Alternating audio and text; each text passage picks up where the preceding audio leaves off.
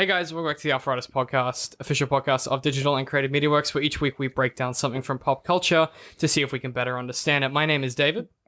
I'm Ben. Hi. We've just changed it. This is the new year, new I've me. New year, new me. I've never heard that before. I fucked up that already because I'm supposed to say, and this is joined as always by my co-host Ben, but I goofed it up. No, it's the I get to actually introduce myself now. Yeah, instead of being like, this is Ben. And this is Ben. It's like, you get to hello. say your own name for the I first can say time my own in name. 2.5 Wow, years. it's fantastic. It's a new year, and New what year, we've new us. decided to do with the structure of the program, this radio imaginary show that you're hearing or watching, is that each month we're going to try and do a theme for that Whoa. month. There's 12 themes. There's going to be 12 themes because there's 12 months in a We year. know. We've got this. we've this one of month, them. next month, and the month after. Oh, we're organized. Yeah, I'm bloody on top of it. Okay. And then at the start of each month, if you're a Patreon at patreon.com/DCMX, a We're poll will go up. gonna do like a voting thing. Yeah, you can add different shows that you'd like to, or different things you'd like to see us talk about as Okay. part of the theme for that month, so you know Cool. what's coming up. So if you want to get the inside scoop, Go to be a Patreon. patreon.com/DCMworks. So we've Yeah. also changed some of the way that the reward structures work there. So there's nothing beneath $3. So $3 is the minimum because we felt that anything beneath that felt like a donation, and it's more of a subscription because you get some sweet, juicy free content, some exclusive content. Yeah. So that being said, let's get into the new year of the show. That's all our housekeeping out of the way. And for our first month of January, we're doing fight scenes. Oh boy, So we we haven't thought- done these before. I know. Well, we did a few of them. when we We've first done a few started, of them, and they were yeah. really fun. So Yeah. I thought we'd dig back into it, and we wanted to start with the first fight scene from Logan. Also known as the first scene from Logan. Also, the first scene, It's which just the opening scene. incidentally, what a coincidence that it's almost like they were it's trying to al- send a strong message. It's about the almost film like they the were first scene of this film sets up the rest of it. It's almost like it's a really good making. first It's scene. like they sat down and they went, "How do we do this in a way that's going to be?" It's almost like effective?" they literally wrote it in the script. Yeah, so that's kind of what I wanted to talk about, because one of the things that I was most fascinated by was when I went back and read the script after seeing the film, I was like, Like the script. You read the script and you're like, oh, okay, I get it. I literally see what they were going for because it's Yeah. written in the script. which is quite clever, I think, in a lot of ways. But I guess the thing that I wanted to talk about initially is the whole film's point is that it like demythologizes the whole superhero myth, where it's like, Yeah, you know, it's it takes all of the tropes and stuff that you're used to in superhero films and is like, nah, but if it really happened, it'd be awful. it's like when people say something is gritty, it's like this is what you mean by gritty, but like They don't mean not just Captain America Civil aesthetically. War. It's not just aesthetically gritty. It's like aesthetically and sort of thematically In gritty. the world, which I think there's a difference there, right? Because you can have like a gritty aesthetic. So like Civil War is like this espionage. Oh, not Civil War, sorry. Winter Soldier is like this espionage film. Yeah. It's quite hyper violent, but it's not a gritty world. It's just a gritty aesthetic. Well, like Batman, like they're gritty aesthetically, but like he's a shiny boy with shiny toys, Yeah, and no he wins the day. Like there's no No one's except shoulder maybe the bone is being first, except maybe the punched out. first film, Yeah. like Batman Begins Yeah, Batman technically. Begins is the Yeah, that first one. one in that The one with Scarecrow. Yeah, Like that's thematically kind of gritty, kind of. kind of. Kind But of. yeah, it's edging on that, right? Where it's like it almost goes into that territory of being kind of that really grim, unpleasant kind of Yeah. Judge Dredd style, like just people getting their faces shot off and stuff. Yeah. But I think that, and you know, like Daredevil is kind of like that as well. But all of those instances of that kind of grittiness, if we want to call it that, or that like realistic violence, is it rebuilds and resupports the myth of the superhero, right? Like at the end, Batman, he kind of wins and it's fine. Yeah, And, Daredevil's like insanely OP. Yeah, and because he he's saves the blind. day, Yeah. and like it's a story about like salvation and redemption. Whereas like Logan is very much, here is all the tropes that you expect to see in a superhero film, and here's how they'd actually play out, and it's not good. Yeah, You like there's so much in this initial fight scene that like they almost condense in other films what would take like 20 minutes, like the whole build up of like,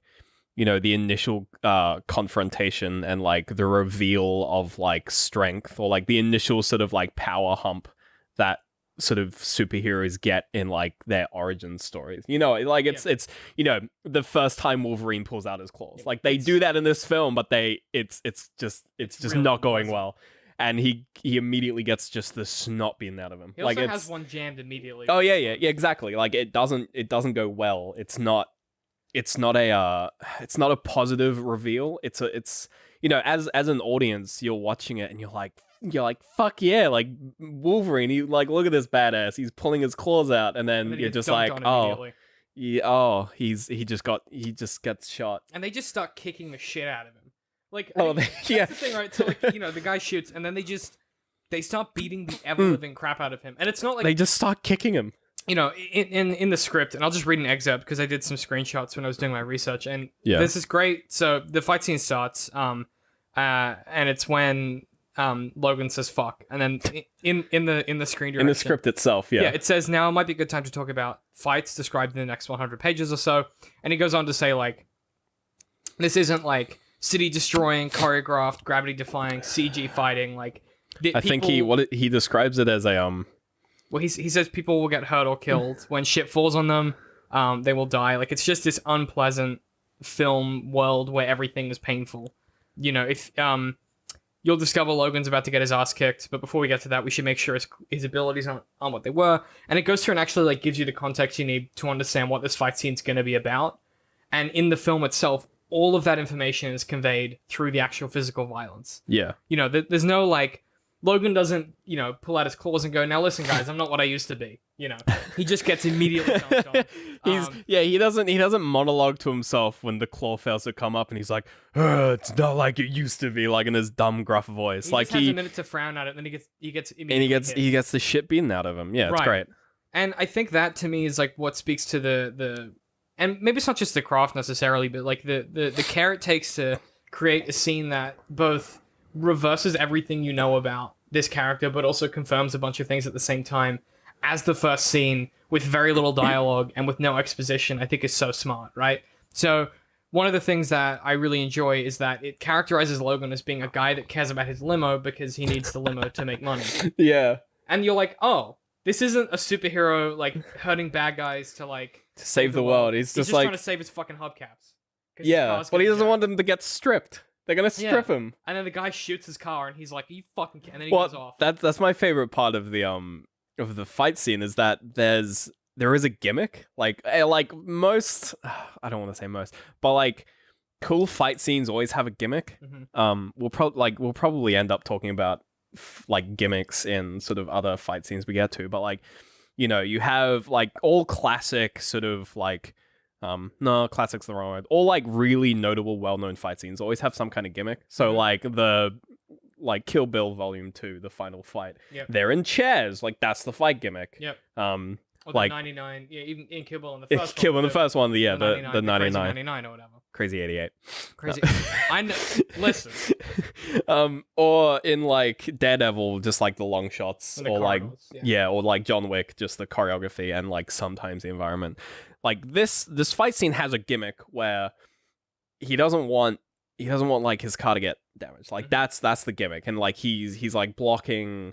I think in the stage directions, there's like an extra element of him defending his car that I don't think is in the scene. Yeah, at one point he steps in front of a gunshot. Well, so there's I think in the screenplay, there's like he stops like a dude swinging a bat. He like catches the bat before it hits. Yeah, he tries his best to keep him from the limo. Catches one guy's bat an inch. Yeah, I don't think he catches the bat in the actual film. No, there's a lot of changes. But he does blocks the shot.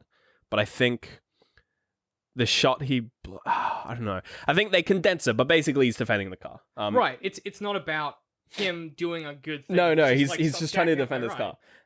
But the cool thing is that he fails. Like it's not like him failing to achieve that is so like indicative of the rest of the film. Where whenever there's some kind of like climax or thing that he has to achieve, it never goes well. Yeah, people are losing arms and shit. Like it's not this superhero myth, and they even address it directly in the film where you have Logan with the comic books in that universe where he's like, this isn't how it happened. Yeah, where the X-Men comic books are in the X-Men universe. Which is really smart. Which is really odd. I think that speaks to the desire of this film to basically be like, hey, like, and, maybe this speaks to like a larger thing with superhero films. I'm not sure. It's, this mythos is of comic book heroes and Marvel films and all that stuff. It's saying like, what this film is trying to do, it feels like, is say, have we reached the limit of what we can do in that space? And should we still be doing these films? And I think I'd like to point out that the script refers to it as a hyper-choreographed, gravity-defying, city-block-destroying CG fuckathon. I think that's the best... Fuckathon. Yeah, the CG fuckathon is what I was looking for. It's probably the best description of what this film is not.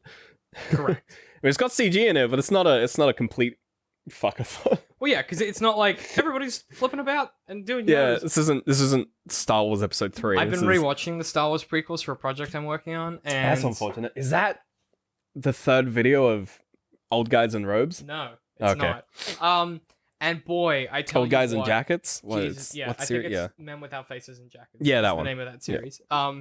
No, it's not. But man, watching those in comparison to this, because I was watching those last night.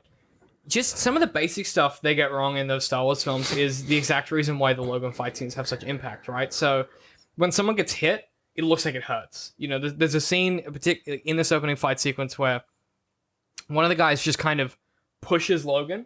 Like, it's not like a punch or like a jab. He just kind of shoves him, and Logan falls over and it looks like it hurts. Something as small and basic as that is like, yeah, momentum exists. Yeah, because that would hurt. Like, you getting pushed over sucks. Like, I don't like getting pushed over. My mic was like not gained properly. Oh, for the whole time. Well, because I didn't test it before, because you tested it by screeching at it. You're gonna have to mix that. I can have fun with that. Probably do that. You'll be fine. I don't know. It was on 0. We'll see how we go. That was a good start to the year. Very professional setup. But yeah, so I guess, you look at the differences between the script and the actual filming, and I think the script does a better job of characterizing Logan discreetly. Like, it literally is like, this is where he is, it's gonna go bad. He's protecting his car. Whereas the film leaves a lot more to interpretation, because it's like about blocking and stage direction and the way he's moving and sort of, even the fact that he's drunk when he wakes up in his limo, that's not immediately clear in the film because you're not 100% sure that he's an alcoholic yet. You're just like, oh, he's just tired. He's asleep in his limo. He's just a groggy boy. And you're like, why is he in a limo? And all that stuff is like implied, which is fine. I just think it's interesting that when you look at the differences, there's this kind of... There's an impetus for Logan in the film to defend the car because he wants to keep the car safe. Yeah. Whereas in the script, the impetus is like... There's like an implication that it's kind of a broader stroke scenario where it's like, there's something here you should have already known about, and you're going to find it out in a minute, don't worry. So I think the film does a better job of being like, hey, well, we're going to get there. Don't worry. This is still early days. Like, even the opening credits play at a different point than in the think the film, just through the nature of having more elements than text, kind of presents the situation generally better. So obviously with a script, you don't have movement, you don't have like the blocking. In the film, you're able to kind of immediately pick up on the fact that these people are like kind of jacking his car. Yeah. And you're like, okay, they're jacking his car. This is a world where carjackers still exist. And the Spanish helps. Yep. Not true. No, but I know what you mean. Like, yeah. It puts you in this situation where it's just like, oh, he's in a... It creates this dynamic where it's like that language barrier element there means that it's just like Logan's in a situation that he's not entirely in control of. Yeah, and he's the only one who doesn't speak Spanish. Yeah. And like, he's not in control at any stage. Yeah, he doesn't pull his claws out. And I make a comparison in my notes between this and the first scene in the X-Men film with Logan in it, where he's like in a cage match and he's in control the whole time.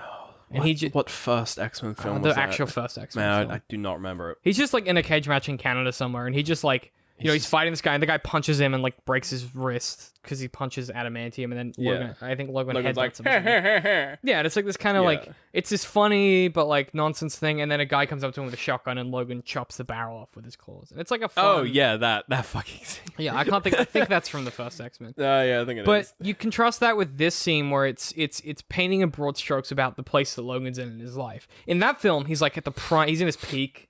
He's like this cocky guy.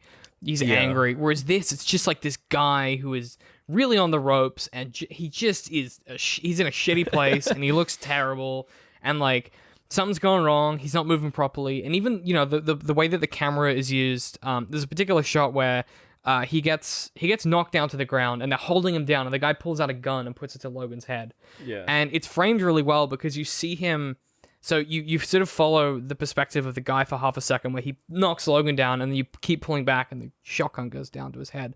And it's this real moment where like Logan loses his mind. That's in the filmmaking, that's when he kind of rages out, you know. And he starts chopping dudes' arms off and shit. Well, at that point he's already got the claws out. Right. He's just kind of he's gotten the claws out and just kind of been beaten to got shit. the shit kicked out of him. And that's when like it gets real. Do you think that, because I heard some people say that, you know, the claw thing where he has trouble with them, that's kind of a tropey shorthand for being like, yeah, he's in a bad place. Is that something that you felt in that first scene when you first saw it, or do you think that's like a retrospective criticism that people have had? Like as a trope? Well, not even as a trope, but just like, you know, it's a lazy shorthand for saying that he's got problems for his claw not to come out. Yeah, but what's the alternative? Yeah, well, the alternative is just that he's drunk in the back of a limo, which we already had. The alternative is him like I think it's fine. I think they don't draw too much attention to it. It's better like I don't know. I think it's better than like alternatives, because there's weird stuff in all of the X-Men films with his claws. Like that one scene in I think the first X-Men where he flips the bird with his middle claw, which suggests that he has autonomous control. that bugs me from like a Wolverine perspective, because it's like, does he have control? I think that's been like retconned. Well, I think yeah, they kind of scrubbed over that, but like, well, it's weird because like as a storytelling device, they use his claws a lot in all of the films. I don't think it's bad shorthand because it gets the point across reasonably well. Mm-hmm. I mean, the alternative is him like I don't know, saying something, having he has a limp, but he's kind of. But he could I mean, I guess the other shorthand is like what he has, like he says something, or he's like, I'm not what I used to be. If his claws just come out fine, it goes back to the problem where it's setting up, it's setting up a successful fight scene ahead.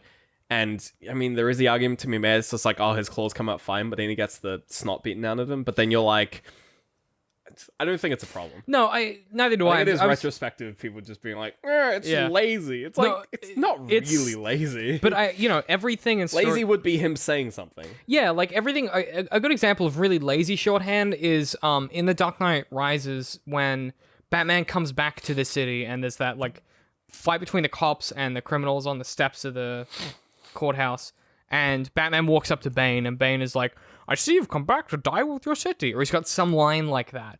And instead of going silent and punching him in the fucking mouth, Batman goes, no, I've come back to stop you. And it's like, no, it's fine, we know. We just followed you come back into the city and make a plan to stop him. You don't need to tell us. Would have been the same if Logan had got out of the limo and been like, listen, don't do this because I'm not the man I used to be. It would feel really like kind of gross and lazy. Whereas I think that shorthand like that, you have to do it all the time.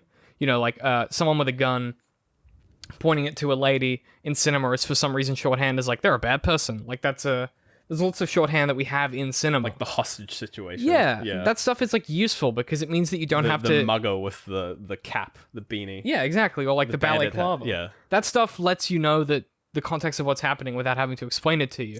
So I think that this scene in particular leverages a lot of that stuff in such a nuanced way that I'm like, every time I watch it, I'm like, oh man, they did a really fucking good job. Because you think about, you've written in our notes like about the shot when Logan gets shot, it's not graphic at all.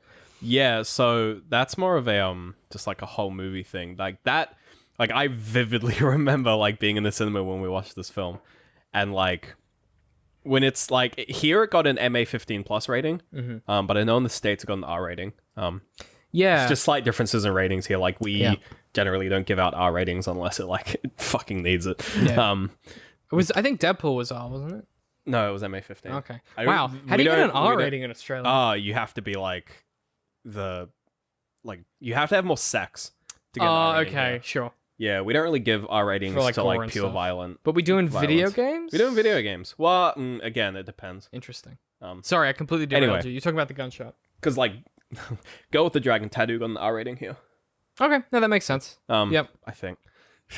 It's a dark. Don't quote me film. on any of this. Yeah. Anyway, the R rating essentially.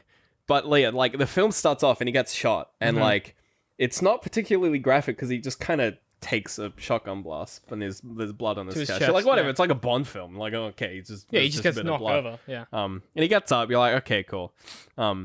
And yeah, the first time he like connects with a slash and there's just like a splash of blood, that's the moment where you're like, oh, they're actually like doing because that dude proper... loses an arm when that happens. I think it's the shotgun sequence. So I think it's the guy with the sword off who gets his arm cut off in the film. Hello.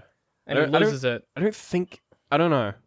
I can't remember, but I think that Someone I think loses an arm, sure. Yeah, but you're totally right. Like that difference between your typical like Bond expectation of you get shot with a gun, You spin around, you fall over. Yeah. and then you contrast that immediately with, oh, now someone's getting their head cut off. Well, the scene that like the one moment where I vividly remember, and like I'm pretty sure everyone in the cinema was like, oh, was the part where Wolverine just kind of uppercuts a dude's face. Oh yeah, And it just I do remember that. and it just goes through see the top whole of his thing. head. It just, and it's just like, oh, okay. Oh, this is a Because different it's like, world. sure, someone losing an arm, it's like, yeah, whatever, like MA15 plus. Yeah. And then shink, it's like, okay. It's very unpleasant. But I think that's a difference, right? Because if we were talking before about like demythologizing the whole superhero trope stuff, where it's like, well, what's more superhero than, you know, getting shot with a shotgun and just getting back up? Like, this is the opposite of that. It's get shot with a shotgun, Cut lie an on arm the off and then cut- shove blades up someone's It's face. awful. It's horrendous. Yeah, and it's like that to me speaks to a level of when you're talking about, well, you know, what value does superhero films have in culture at this point? Because, you know, we've seen them all. We've seen, you know, Captain America do 25 things. We've seen Robert Downey Jr. quip till he runs out of breath. Like, we've seen all of these things in cinema. And then you look at Logan, you know, the question of You why see him was just it... like punch shanking a dude multiple times. It's like a move from Assassin's Creed or something. Like, yeah, well, it's like straight out of like, I don't know, like I can't think of any other film that has like the same level of just like graphic. well, I think other films that are that graphic don't. Other films that are that graphic tend to not dramatize, but they tend to romanticize the graphicness of it. So you look at something like Ninja, which is a film about a guy who's like a super ninja just cutting dudes and shit. Or And Kill Bill. Yeah, or Kill Bill, where it's like, well, Kill Bill's a Or bit any different Tarantino because film, really. Kill Bill's a bit different because Tarantino falls into like his own little category, I think. I'm talking Right. about filmmaking as like a whole Okay, yeah. industry, right? Where it's like typically if it's hyper violent, it's for So like sucker an punch. impact. Yeah. Yeah. It's like that dude got his head ripped off. Whereas Logan, it's like to be like, hey, come on, this isn't great, is it? This is not Yeah. going well. If this actually happened, it'd be real bad. Yeah, And they don't slow mo on any of the deaths. The only ones that are slow mo, and they're not even slow mo, is that hallway sequence where everyone else is frozen and Logan goes through and painfully kills a bunch of people. Oh yeah. It's when Patrick Stewart's having his episode, and it's just Yeah, that awful. scene. Yeah, no, that's also horrendous. And because in a video game, if you freeze time and you kill people, it's like a cool action sequence. Yeah. And I think they were in this one, he's they were just like playing that up. he's just putting and his you blade just into have people. to watch And the it's- whole thing unfold. Yeah, it's and they don't horrendous. cut, and you just go, ugh. Yeah. And that to me is like what the whole point of that. I actually hate that scene. It's so unpleasant. Yeah, But but I don't hate right? it from I just I But fucking hate the whole, that scene. That's the whole point of like I think that's what this film does brilliantly, and you can't do that if you don't have literally the first thing you see. But yeah, you can't do that slow mo scene unless you have the opening scene because that would be the like for like a comparison. I had to walk out of Prometheus during the Because of the abortion scene. because of the abortion scine. I walked out. I was like, what the fuck is this? Yeah. Like I was like, I like Alien. Like I think I like Alien. Like the worst scene in Alien, the chest burster scene, is I love that. I think it's just like incredible. I That's the think right it's filmed level. really well. I think it's dramatic. It's creepy and it's bloody, but like it's good. And like I like The Thing because like it's also the same kind of like creepy. I think partly because it's like practical, but like yeah, that like Prometheus goes from like nothing to just all of a sudden someone's getting like laser surgery, and I'm like, I'm gonna go. Yeah, like I walked out for like 2 minutes. That's and went fair. Back in. I was like, nah. Fuck. It's a hard one to watch. And it's like I feel like the same thing would have happened if you weren't sort of Primed. you didn't have the preface of like people are gonna get blades in their face. Like I think just getting like because no one's gonna leave a film in the first minute. Like you sit past the opening scene if it's garbage. You're also immediately like after that you're ready. Like the first time that the only thing that really like there's a few things that Lara does. How do you saying it? Is it Laura or Lara? The My girlfriend. Logan's daughter. Is it Lara or Laura? I don't know. Laura. I think it's Laura with an O, maybe. Doesn't matter. But there's a few things that she does with her claws that I am still not okay with. She stabs a guy in the dick at one point, and I'm like, no. She shanks a guy in the foot, and I think that's the cringiest thing, because it's just like, you just nailed a dude to the floor. Actually, when she brings out her shoe knife, like her feet. Oh, no, blade, and then kicks a guy in the face. And kicks a dude in the face. I'm like, okay. Okay. They didn't even show it, and that's cringy. It's a I lot think of they were stuff. like, yeah, we've hit a limit.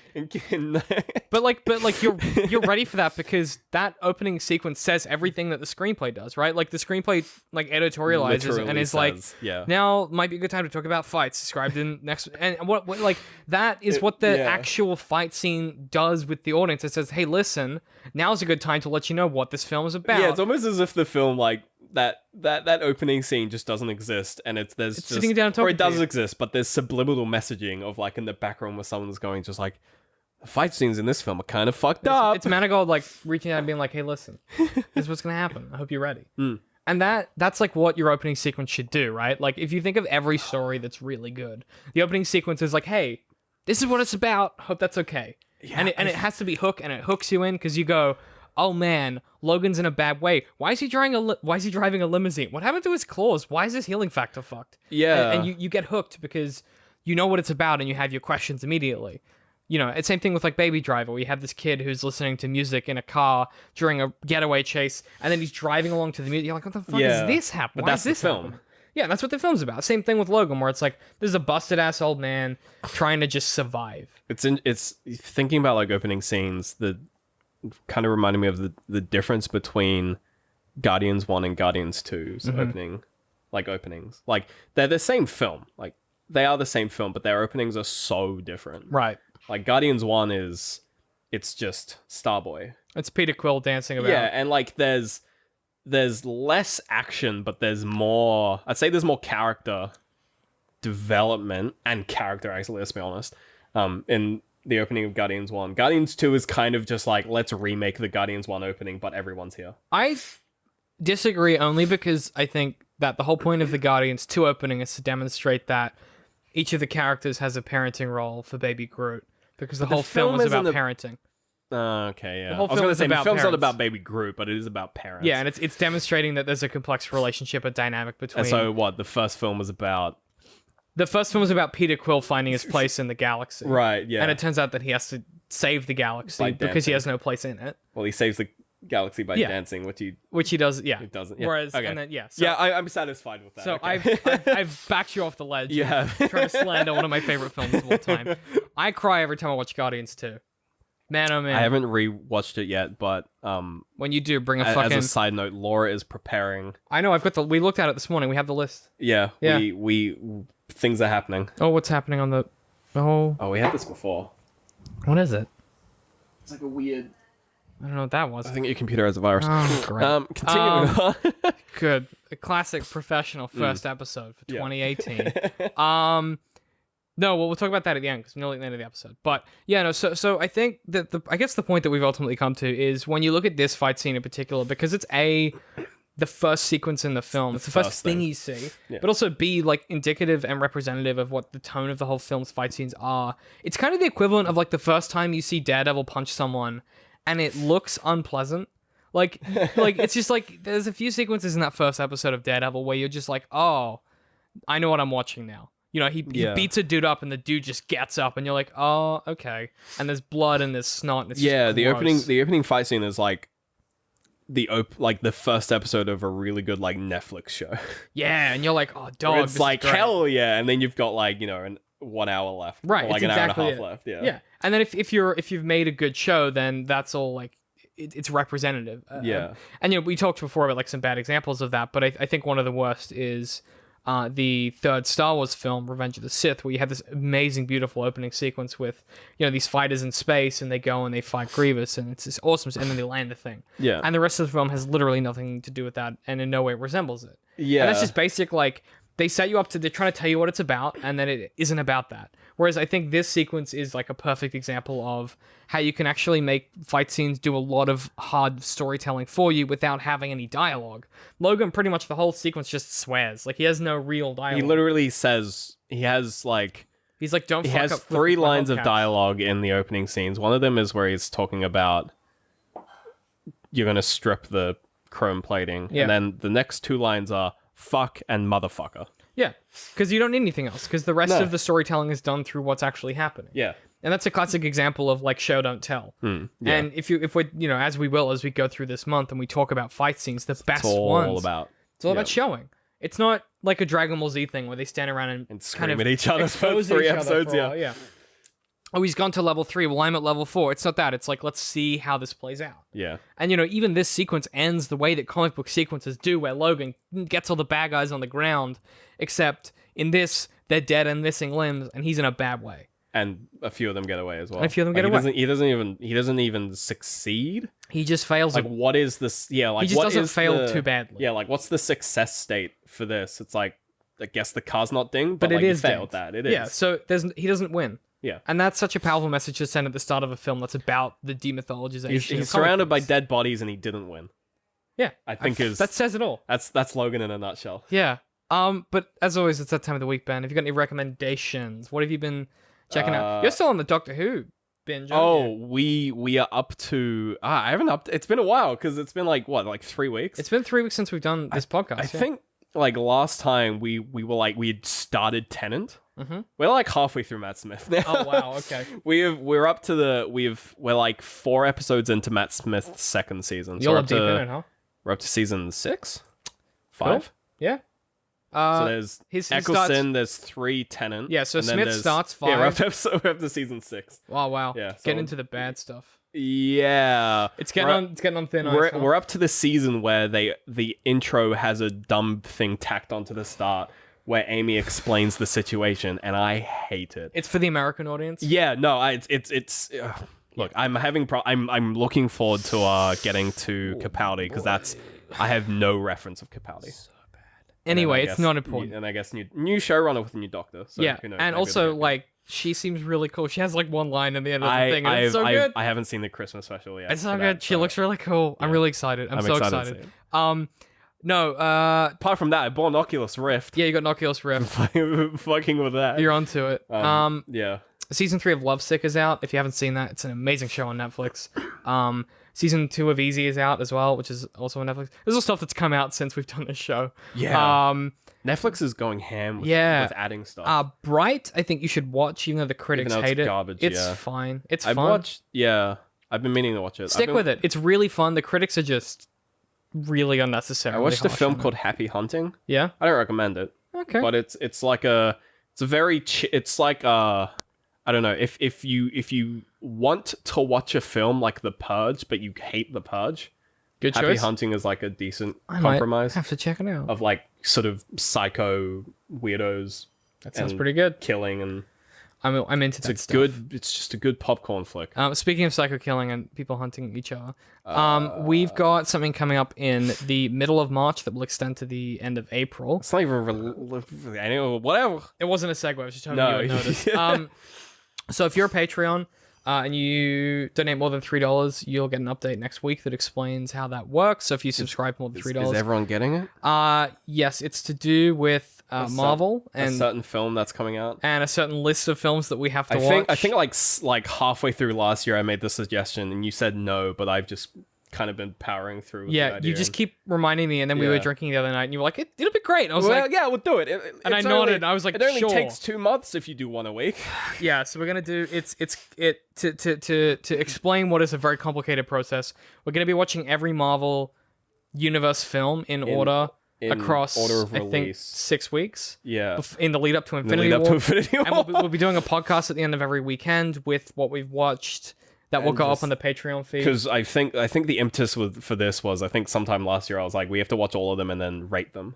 But I think Yes. that's a bit crazy because there's Then like we'll have like a weird it's show about like 14 board of of them. wires. Yeah, we're still gonna like probably prefer some of them over the There's others. 17. There's 17? There's not 14. There's 17, I think.